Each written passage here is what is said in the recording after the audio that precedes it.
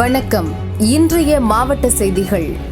கிருஷ்ணகிரி மாவட்டம் மத்தூர் அருகே கிருஷ்ணகிரி திருவண்ணாமலை சாலையில் உள்ள டோல்கேட்டில் மத்தூர் கீழ்வீதியைச் சேர்ந்த ஹரிஷ் வயது 23 ஒப்பந்த ஊழியராக பணியாற்றி வருகிறார். இந்த நிலையில் நேற்று டோல்கேட்டிற்கு மாடுகளை ஏற்றிக்கொண்டு டெம்போ வாகனம் ஒன்று வந்தது. வழக்கம் போல் டோல் கட்டணம் செலுத்துமாறு ஹரிஷ் தெரிவித்தார். ஆனால் டெம்போவில் வந்தவர்கள் கட்டணம் செலுத்த மறுத்து இலவசமாக செல்ல அனுமதிக்குமாறு வலியுறுத்தியதாக கூறப்படுகிறது. இதற்கு கட்டணம் செலுத்த முடியாவிட்டால் வாகனத்தை திருப்பிச் செல்லுங்கள் என்று ஹரிஷ் கூறியுள்ளார். அப்போது அவருக்கு ஆதரவாக மூகா கவுண்டனூர் கிராமத்தைச் சேர்ந்த மற்றொரு ஒப்பந்த ஊழியரான உதயகுமார் வந்து பேசியுள்ளார். இதனால் இருதரப்புக்கும் இடையே கடும் வாக்குவாதம் ஏற்பட்டது. இதையடுத்து டெம்போவில் இருந்தவர்கள் தங்களது நண்பர்களுக்கு தகவல் தெரிவித்ததாக கூறப்படுகிறது. சில நிமிடங்களில் மற்றொரு பிக்கப் வாகனத்தில் 20க்கும் மேற்பட்டோர் டோல்கேட்டிற்கு வந்து தடுப்பு கம்பிகளை உடைத்துக் கொண்டு உள்ளே புகுந்து ஹரிஷ் மற்றும் உதயகுமார் ஆகிய இருவரையும் இரும்பு கம்பி மற்றும் கட்டைகளால் சரமாரியாக தாக்கினர். இந்த தாக்குதலில் இருவருக்கும் தலையில் பலத்த காயம் ஏற்பட்டு ரத்த வெள்ளத்தில் சரிந்தனர். அதன் பிறகும் தாக்குதலை நிறுத்தாத கும்பல் இருவரையும் பலவந்தமாக பிக்கப் வாகனத்தில் ஏற்றிச் சென்று கன்னடஹள்ளி பகுதியில் இறக்கி வைத்து மீண்டும் தாக்கிவிட்டு தப்பிச் சென்றதாக கூறப்படுகிறது. தகவல் அறிந்த மத்தூர் காவல் நிலைய போலீசார் சம்பவ இடத்திற்கு விரைந்து சென்று விசாரணை மேற்கொண்டனர். டோல்கேட்டில் பதிவான சிசிடிவி காட்சிகளை கைப்பற்றி ஆய்வு செய்து வரும் போலீசார் தாக்குதலில் ஈடுபட்டவர்கள் யார், அவர்கள் எந்த பகுதியைச் சேர்ந்தவர்கள் என்பது குறித்து தீவிர விசாரணை நடத்தி வருகின்றனர். இந்த சம்பவத்தால் கிருஷ்ணகிரி திருவண்ணாமலை சாலையில் சிறிது நேரம் பதற்றமான சூழல் நிலவியது. திருச்சியில் தேசிய தென்னிந்திய நதிகள் இணைப்பு விவசாயிகள் சங்க தலைவர் ஐயா கண்ணு தலைமையில் கரூர், திருச்சி, தஞ்சாவூர், புதுக்கோட்டை உள்ளிட்ட டெல்டா மாவட்ட நிர்வாகிகள் ஆலோசனை கூட்டம் நடைபெற்றது. உச்சநீதிமன்றம் ஒரு தீர்ப்பு சொல்லுது 2018. அந்த தீர்ப்பும்படி கர்நாடகா தமிழ்நாட்டுக்கு காவிரி நீரை மாதம் திறந்து விடணும்னு சொல்லுது. ஜனவரி, பிப்ரவரி, மார்ச், ஏப்ரல், மே இந்த 5 மாதத்துக்கு மாதம் 2.5 டிஎம்சின்னு 12.5 டிஎம்சி தண்ணி திறந்துவிட சொல்லுது. ஜூனில் 9.19 டிஎம்சி தண்ணியும், ஜூலையில் 31.24 டிஎம்சி தண்ணியும் திறந்து விட சொல்லி உத்தரவு போட்டிருக்கு. ஆனால் கர்நாடகா இதுவரையிலையும் இந்த 5 மாதத்துலேயே 53 டிஎம்சி தண்ணி திறந்து விட்டுருக்கணும். திறந்து விட்டுருந்தா இங்கே 10 லட்சம் ஏக்கர் குறையாமல் நம்ம குறுவை சாவடி பண்ணியிருக்கலாம். சாவடி செய்யல. அப்புறம் உச்சநீதிமன்ற உத்தரவை மதிக்காத அந்த கர்நாடக அரசு மீது வழக்கு போடுகின்ற உரிமை தமிழக சர்க்காருக்கு இருக்கிறது. தமிழக சர்க்கார் என்ன நஷ்டஈடு போட்டு 1 லட்சம் கோடி வாங்கி விவசாயி கொடுத்துருக்கணும். ஏக்கருக்கு 50,000 நஷ்டஈடு கொடுத்துருக்கணும். நான் புஸ்லி ஆனந்தம் இந்த 2 நாளைக்கு மேலே வந்திருந்தாங்க இங்கே. அவரை பார்த்தேன். ஐயா அவர் வழக்கு போடுன்னு, நாங்களும் போடுறோம் ஐயா, நீங்களும் விவசாய சங்கத்திலையும் போடுன்னு இருக்காரு. அதனால் இன்றைக்கி கூட்டம் போட்டு நாங்கள் தீர்மானம் பண்ணியிருக்கோம் 1 லட்சம் கோடி நஷ்டஈடு கேட்குதுன்னு சொல்லி அங்கே மகேந்திரன்னு டெல்லி சுப்ரீம் கோர்ட் லாயரை வச்சு இன்றைக்கி போடுறதுக்கு ஏற்பாடு பண்ணிட்டோம். தமிழக சர்க்காரும் பண்ணணும்.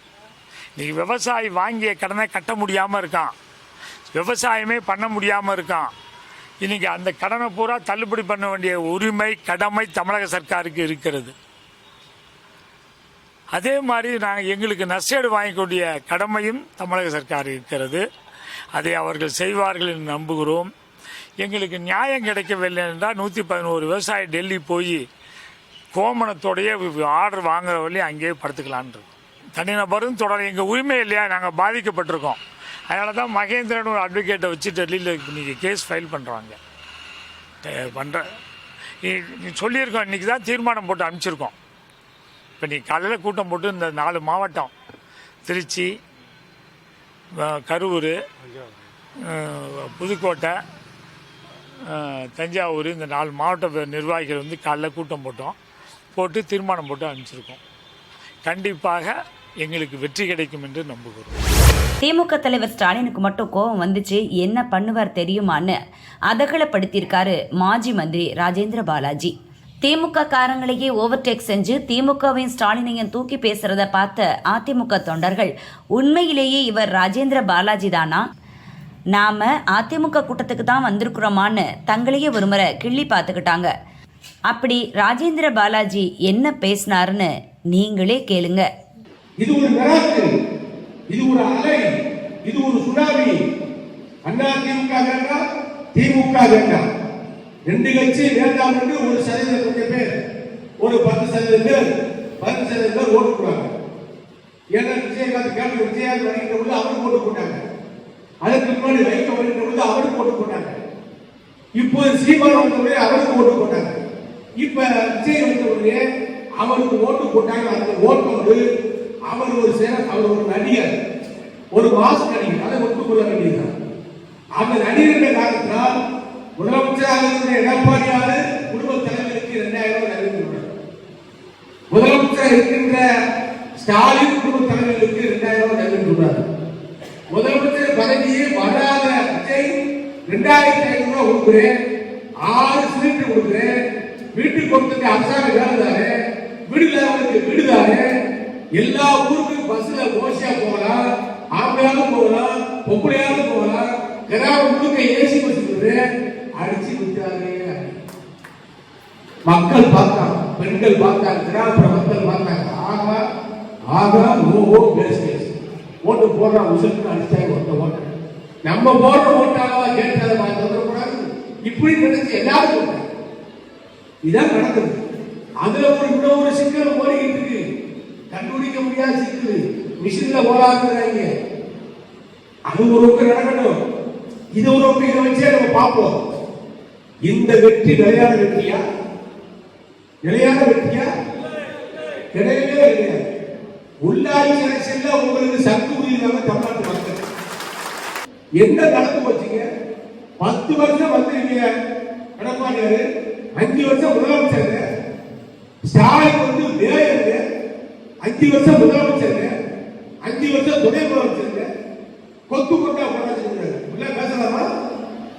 இது நியாயமா? ஒரு முதலமைச்சர் இருக்கக்கூடியவங்கள நான் 5 நிமிஷம் பேசுறதுக்கே குளத்தூர்ல கொத்து கொண்டா போட்டாங்க, இப்படி சொல்லலாமா? நான் ஸ்டாலினை கடுமையா விமர்சனம் பண்ணிருக்கேன், அரசியலுக்கே விமர்சனம் பண்ணிருக்கேன், எங்கள் தலைவர் எடப்பாடியாரை பேசுறதுக்கு பதிலடி கொடுத்திருக்கேன். ஆனால் அவமானமாக பேசவில்லை. கொத்து கொண்டா போட்டேன்னு சொல்றீங்களே, அதிமுக தூர்ந்து போன வச்சுக்கிறீங்களே, இவங்க அது தீய சக்தியா? நம்ம தூர்ந்து போன சக்தியா? இவங்க தூய சக்தியா? என்னடா நீங்க பக்கடா வைப்பீங்க? மத யானைக்கு ஒப்பான திமுகவையே நாங்க ஆட்டி அடக்கினாலும் உனக்கா படம் நீ எங்க பண்ணிடுவ? உங்களால எங்க செய்ய முடியும்? எங்க பண்ண முடியும்? நீங்க எது பண்ண முடியுமா? அண்ணாதிமுக அன்னைக்கு ஆள முடியுமா? முடியவே முடியாது. அன்புக்கு கட்டுப்படுவான், அன்புக்கு அவர் அடிங்க, அரசுல யாரும் அடிக்க மாட்டோம். திருச்சில போய் லண்டன் தூக்கிட்டான், லண்டன் லண்டன் என்ன வர அவரை மிரட்டுறது. என்னப்பா நாட்டில் உங்களுக்கு சிவில் சக்கரவர்த்தி அறிவுங்களா? இந்த நாட்டில் உங்களுக்கு எழுதி கொடுத்தாங்களா? எந்த நேரம் ஸ்டாலினுக்கு கோபம் வருதோ அந்நேரம் ஒரு ஆட்சி கொடுக்கும். அவருக்கு கோபம் வரணும், வரும் வரும். அது வரைக்கும் மாற்றி திமுகவும் அதிமுகவும் கூட்டு வச்சு ஆட்சியை பிடிக்க முயற்சி பண்ணாங்கன்னும் அடுத்த தேர்தலில் 2 கட்சியும் கண்டிப்பாக கூட்டணி வைப்பாங்கன்னும் தாவேக்கா பேசிட்டு வர்றது உண்மைதானோன்னு மக்களையே யோசிக்க வச்சிருக்கு ராஜேந்திர பாலாஜியோட பேச்சு.